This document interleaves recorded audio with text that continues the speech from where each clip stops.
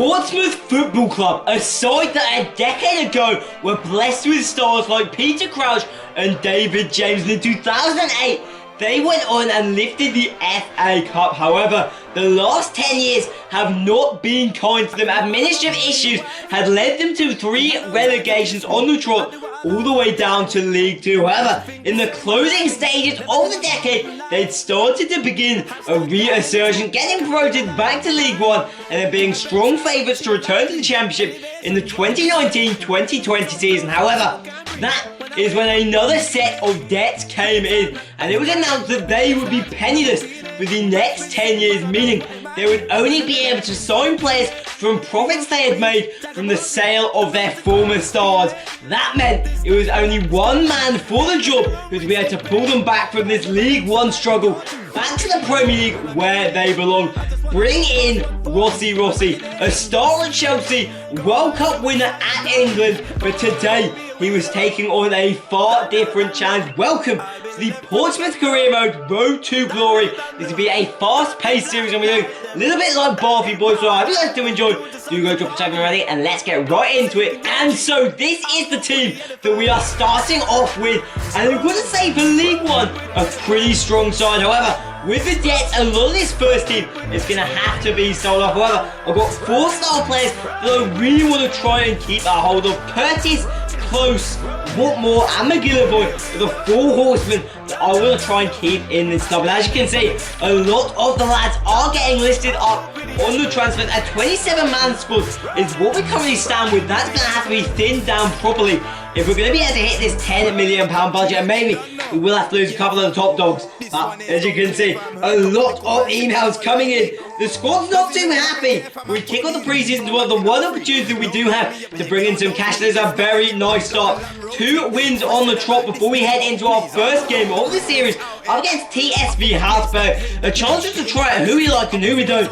There's not a strong start as they score in just 5 minutes, take the lead. That is a beautiful pass though from, I believe, that was Harris. Oh, that's definitely not his name. His name's gone from my head. But anyhow, Evans, the cam has been played through here. Probably going to try and hold on to him, to be honest. He's quite old, so won't sell for too much. He sticks that one home with a lovely little finish. And there, Ben Close, one of our star players, sent off in a challenge that I do not think was a red card. And it's like, we'll have another watch. But if you look at this, yes, it's a foul, but I don't think it was that menacing. And Rossi with a brand new pink suit is not happy at all. We strike the post, and they miss a clear opportunity. But the game comes to a close at a 1-1 draw. And next up with the semi-final, we lost 4-3 on penalties against FC Lucerne. And that's where the transfer again. McGee is the first casualty of the lot. He certainly quickly joined, as many players are joining. See Burgess there, one of our centre-backs departing to Cairn for £550,000. However, we are trying to counter things, bringing a couple of free agents. Rossi, as I said, working his transfer beauties, and he's done this out with the Egyptian signing. Maybe the cheap Augustus, but he said Ashraf signs. But for now, it's the first game of the season up against Shrewsbury Town here. And it's just what the fuck is going on here from the keeper. Palms it into the striker's feet. And just what is going on? 1-0 to Shrewsbury, and it doesn't get much better. Another goalkeeping error as he palms it yet again. I mean, what is that for goalkeeping? It's got to be said, it's horrific. And they take a 2-0 lead. We do get one back, a scrappy one in the box. 2 saves from the keeper. But there's not enough. And the first league goal of the series is scored by the gentleman. This is Brett Pittman. And next up, we're looking for our second signing. And we've got it. Welcome Hal Dawson. Some of you may remember him from the World Cup and Euros for Iceland.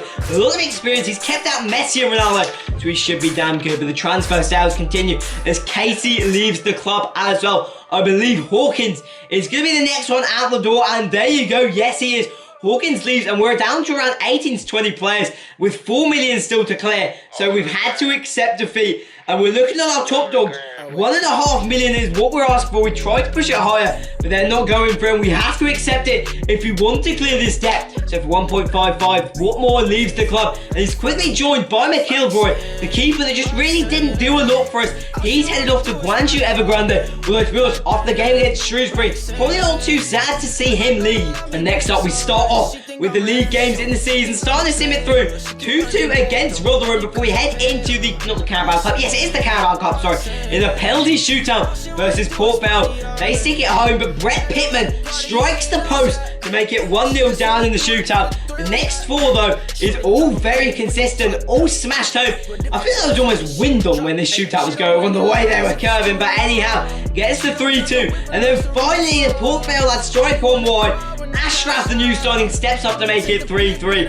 Then at 4-4, Pal Dawson on his debut makes the save. And now it's all down to Curtis, our star man, and he sticks it home. We are through to the second round of the Carabao Cup.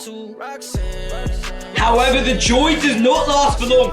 We do get a chance in the second round. Pittman, the gentleman, strikes the post.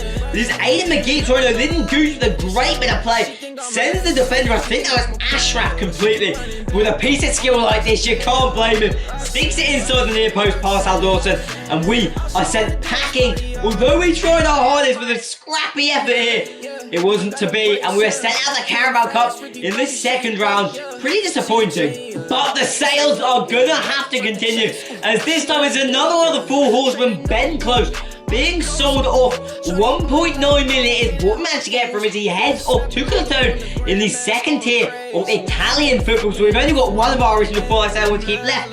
However, with that we were able to bring in a cheeky little signing as Florent Balmont joined the club, the 38-year-old. Albeit a similar rate to Ben Close, obviously nowhere near the same value, but at least we managed to get a replacement to give you. You can see the £10 million debt has been cleared. And here's some of the other sales that happened during this burst window. Royce heading off to Juve, Ericsson moving to City signing a lot, signing him as well, and Trent leaving for Spurs, which I found a very weird one indeed. But the first game of the main chunk of the season anyway, it's just not a good start. As Akin Fenwa, of all players, is slipped through, gives Wickham the lead, and then whacks out a filthy celebration on us. But we do try and get back into the game. Pittman, the gentleman, played through here and snatches an awful effort wide.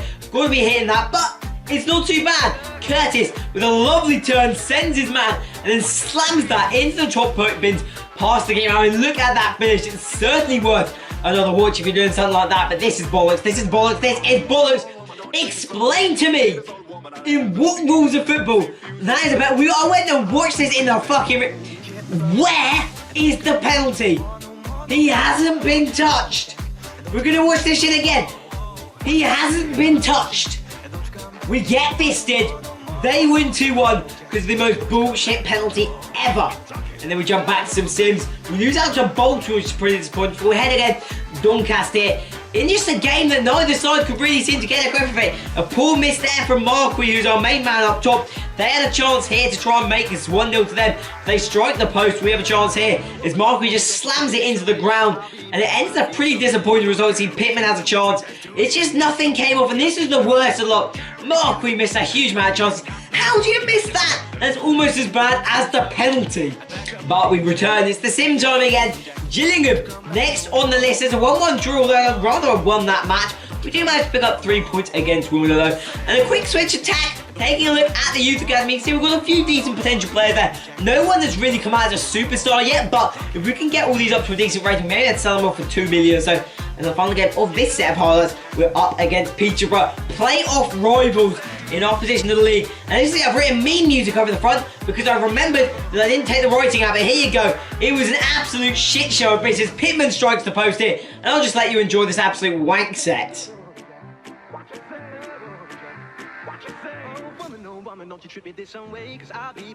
Finally though, we do go on and back a goal as Marquis, after those shitters, managed to finally hit the back of the net. And we always make it too with Richie Cannon, but it remains as a 1-0 victory. If I remember correctly, Haldor's with a good save. It's a big 3 points in the grand scheme of things for the league right there. And then I believe this is the final game of the highlights. Is the FA Cup. We're up against Lincoln City here.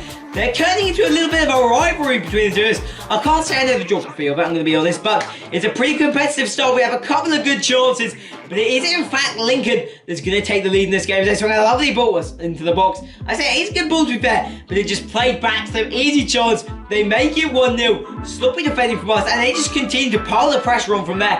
And we just weren't able to stay in the game, and Lincoln head through. We're heading out in the second round of the FA Cup.